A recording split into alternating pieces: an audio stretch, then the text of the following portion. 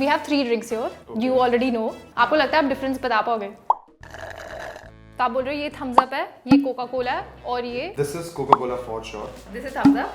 Coke. आपने wrong guess किया. Right? This is Campa. ये वाली actually Campa है. ये वाला Campa है. Firstly, have you ever had Campa or have you ever heard of this brand? Brand भी है Campa. This drink is making a comeback. I wasn't around when this was a hit, so let's go down the nostalgia road for some who have tried it and some who have no idea how it tastes. Campa मैंने अपने school time में test किया था और उस time ये glass वाली bottles में आती थी जो कि उसका बड़ा अच्छा टेस्ट हुआ करता था उस time. My grandmother for the longest time couldn't say Coke, I think. She said Campa. If you grow up in like a Punjabi or a Delhi household, your grandparents will always call it Campa. कि Campa पिला दो. आप भूल गए लगता है Campa का test. सबसे ज़्यादा प्रेफर्ड ड्रिंक क्या है आपका? आप किसके लिए पीते हो? Thums Up, cola? मैम मुझे कोका कोला बहुत अच्छा लगता है. वो बहुत स्ट्रॉन्ग है तो वो मुझे अच्छा लगता है. मैं अभी तो थम्स अप प्रेफर करता हूँ. I mean, I like Thumbs Up because my favorite actor is the brand ambassador. That's the only reason I would ever drink Thumbs Up. But yeah, Coke. Oh, that's an interesting reason for somebody to like sugar. What do you usually go for? Do you have a drink, your go-to drink when it comes to these cola brands? Thumbs up. Oh. It goes with anything. It goes with all your Alcohol. यार कितनी awesome है यार. Yeah, I don't know. Are you allowed to say these things on camera? Before you let us know your preferences in the comments below, let me tell you the saga of the great cola wars. Back in the 70s, neither Coca-Cola nor Pepsi, but Campa was ruling the hearts of Indians. Not for long though, the rise and fall of Campa Cola is a story of politics, cola wars and nationalism. Do you know how Coca-Cola entered India? In an independent India, from a single plant in 1958, Coca-Cola grew into a 22-bottler plant in 16 years. By the early 70s, Coca-Cola was making huge profits, but not giving much back. Thus, one day, politics happened.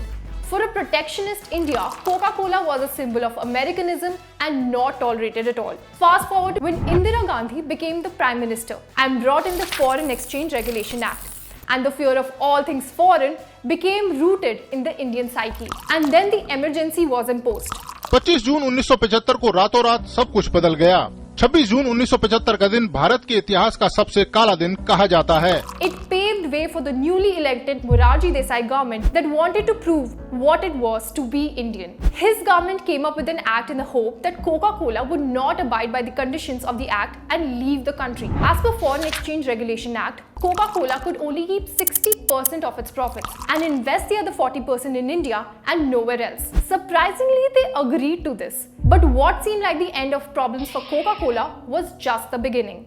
Enter George Fernandez, the destroyer. In 1977, a new government was formed called Janata Party with him as a key member. True nationalists and against foreign companies, their #1 agenda was to remove any American symbol like Coca-Cola. So the company was asked to reveal its secret formula or leave the country. And that was it. Coca-Cola would die, but never reveal its secret formula. They were left with no choice and had to leave India. Enter Campa Cola. In 1977, Campa Cola was introduced to the Indian palates and soon turned into a household name. Notably, this was Salman Khan's first television appearance.